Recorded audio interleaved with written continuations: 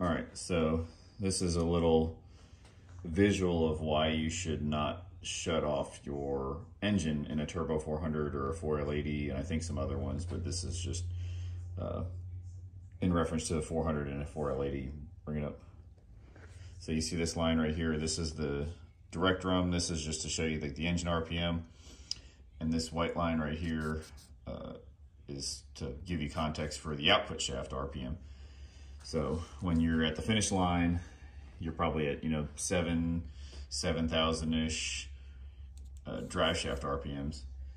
And it's rotating, looking at it from the back counterclockwise. And when you shut it off, the forward spline or the forward hub is right here. So I'm holding this to simulate the engine being shut off. Come up here, and then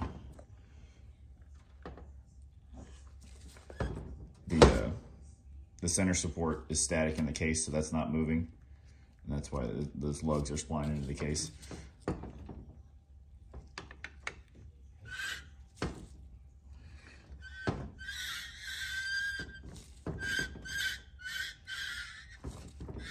So it's one time around, and if you look down here, we're barely at like a third drive shaft RPM. So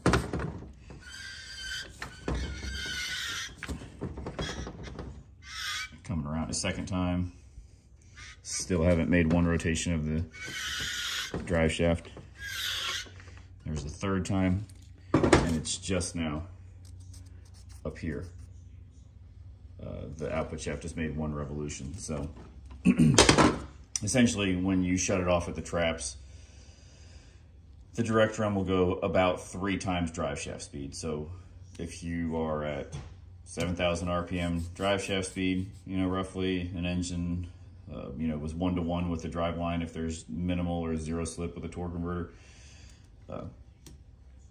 1 rotation, 3, so it's just 7,000 times 3. So you get, 21,000 RPMs. When you shut it off, it turns the output shaft into the input shaft.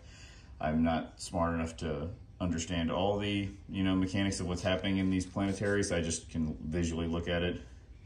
And so that's why you don't shut it off. And if you do and you've never had any problems, I would say you're lucky.